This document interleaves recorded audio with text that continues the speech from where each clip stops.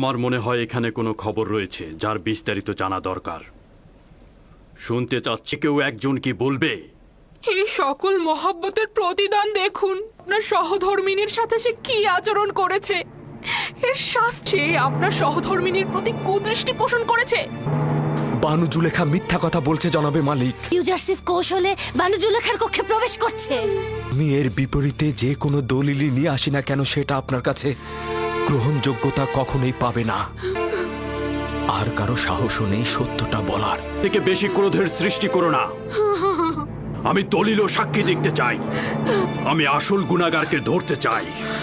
আমার না আছে গুনাহ না করার কোনো দলিল, আর না আছে কোনো সেবিকা যে আমার পক্ষে সাক্ষ্য দেবে। সুতরাং তুমি দণ্ডিত। এর শাস্তি অবশ্যই পাবে। আমি এর জন্য প্রস্তুত রয়েছি জনাবে মালিক। তবে হাকিকত হচ্ছে সে আমাকে তলব করেছে এবং মিলনের ইচ্ছা পোষণ করেছে। আর এটা প্রমাণ করতে আমার নিজস্ব খোদা ব্যতীত আর কোনো সাক্ষী নেই। তুমি জুলেখার নির্জনতার সুযোগে প্রবেশ করেছ। করিমামা সাক্ষী রয়েছে। তোমার সাক্ষীকে হাজির করো এবং সাক্ষ্য দিতে। খোদা ব্যতীত আমার তো আর কোনো সাক্ষী নেই। আপনি কি চাইছেন এই গোলামের কথা গ্রহণ করতে? যদি নিজেকে নিষ্পাপ প্রমাণ করতে না পারো তাহলে এই মুহূর্তে প্রাণ বিসর্জন দেওয়ার। আমি নিজে দেখেছি ইউজারসিফ রাজমহলের দিকে আসছিল।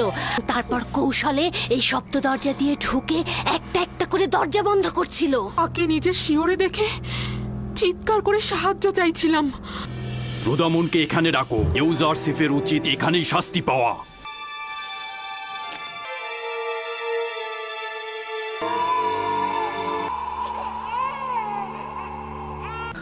আমার সাক্ষী আছে। এই মুহূর্তে তাকে তলব করো। জি জনাবে মালিক। আমার সাক্ষী সেই শিশুটি যার কান্না আপনি এখনো শুনতে পাচ্ছেন। তুমি কি আমার সাথে ঠাট্টা করছো? না জনাবে মালিক, আপনার কাছে আমি তাগাদ করছি ওই শিশুটিকে দয়া করে এখানে নিয়ে আসুন। তাহলেই সত্য প্রমাণিত হয়ে যাবে। একজন নবজাতক সাক্ষী দেবে তো এখনো কথা বলতেই শেখেনি।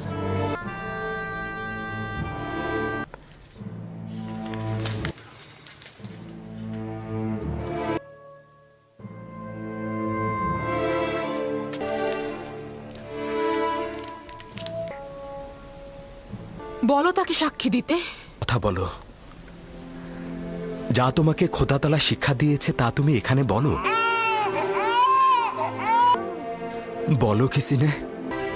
একাত্মবাদী খোদার ফরমানে তার একটি বাক্য বলবো। পিরান সামনের দিক থেকে ছেঁড়া থাকলে জুলেখা নিষ্পাপ, ইউসুফ গুনাহগার। আর যদি পিরান পেছনের দিক থেকে ছেঁড়া থাকে তবে জুলেখা পাপী, ইউসুফ নিষ্পাপ। তুমি কি করে কথা বললে লক্ষ্মী সোনা আমার?